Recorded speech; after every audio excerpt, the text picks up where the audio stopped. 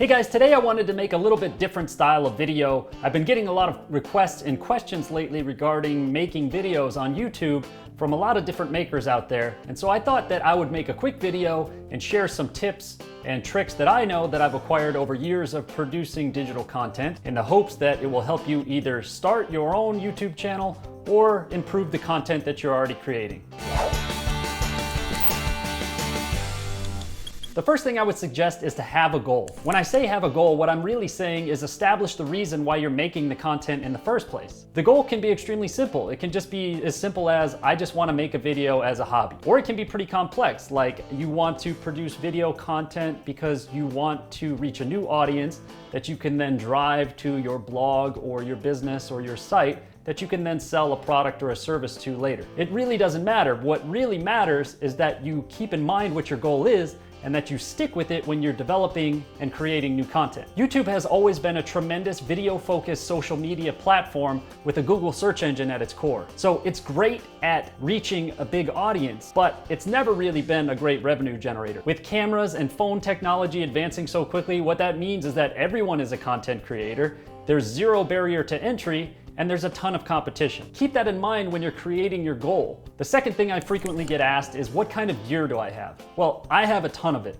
and that's not to scare you off and say that you need this kind of gear in order to produce content for your channel. I just happen to have a lot of it because I was a freelance producer before this. Nowadays, you can make great video content with just these two things, a DSLR and some kind of a microphone. This is a Zoom H1. You could pick one of these up for about 150 bucks with a mic, so that you can get great audio sound, which the camera built in doesn't necessarily get. A lot of you probably already have a DSLR because you're taking pictures of your builds and all that stuff anyway.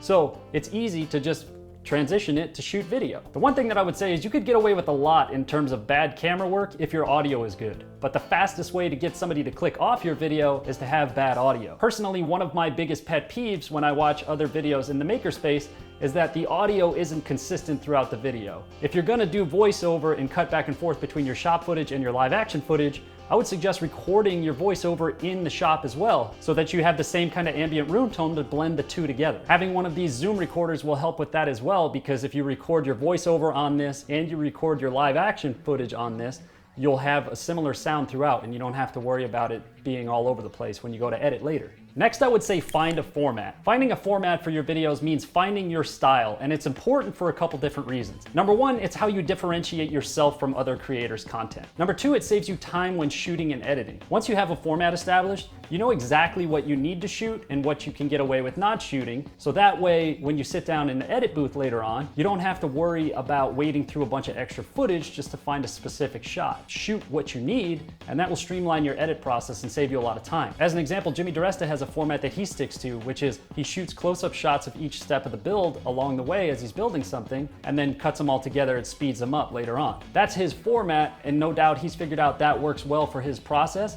and allows him to not create a lot of extra work on himself. In addition to making unique and cool builds, this also allows for him to create a lot of content, which algorithmically for YouTube rewards him a lot, and which is why he's one of the more popular builders in the space. Determining the type of content that you want to create will help you figure out what your format will be. If you're trying to shoot how-to content, you want to be as detailed as possible to show people exactly what they're going to need to do each step of the way. Whereas if you're just showcasing a build that you did maybe, you don't have to be as detailed in how many shots you show, exactly what you're saying, or doing anything like that. You can add a little bit more music, you can show longer, more cinematic shots, that type of thing. Next, we're going to talk about editing. For software, I pretty much exclusively use the Adobe suite. For editing, I use Adobe Premiere Pro, and for motion graphics and stuff, I use After Effects. For photos, I use Photoshop, Illustrator, that kind of thing. Editing is one of those things that you can really only get good at the more you do it. The thing that I would say is that understand how the pacing of the edit affects the style of the content you're trying to produce. Faster cuts has a more energetic feel, while slower, more drawn out shots has a little bit more of a filmic quality to it. So experiment with your edits a little bit as you're kind of figuring out what your format is, and figure out which type of shots work best for you, and then focus on those shots when you're filming your projects. Lastly, I want to touch on scheduling, or as I like to call it, feeding the beast. As makers, we're in a little bit of a unique situation because often we're required to build something before we can even start making a video out of something. So it's challenging and time consuming. It's hard to make the build, then to make a video out of it after that. What I would say is set a goal for yourself to be consistent in your schedule of uploading content. Maybe it's once a month at first, or a couple times a month, or maybe it's even less frequent than that. For me, I try to upload once a week, and it's incredibly challenging to do that. Understand that you might miss a few weeks here and there. It happens. The thing to remember is that YouTube is an algorithm-based machine. It doesn't understand human fatigue, exhaustion, lack of inspiration. It just understands consistency and frequency of upload, which it rewards. So find a balance that works for you and your schedule that allows for you to feed the beast, but also keep your sanity, which is more challenging than you think. That's it for this episode. I hope you guys enjoyed it, and I hope it helps you out as you launch or continue to grow as a content creator. If you guys like this video, please hit that like button. And if you have comments or questions for me, please leave those in the comments down below. I'm constantly trying to improve my own video content and create the best watch experience I can for you. So please leave a comment down below and let me know what you'd like to see. Also, don't be afraid to hit that subscribe button so you don't miss out on any of my upcoming content. Thank you guys so much for watching.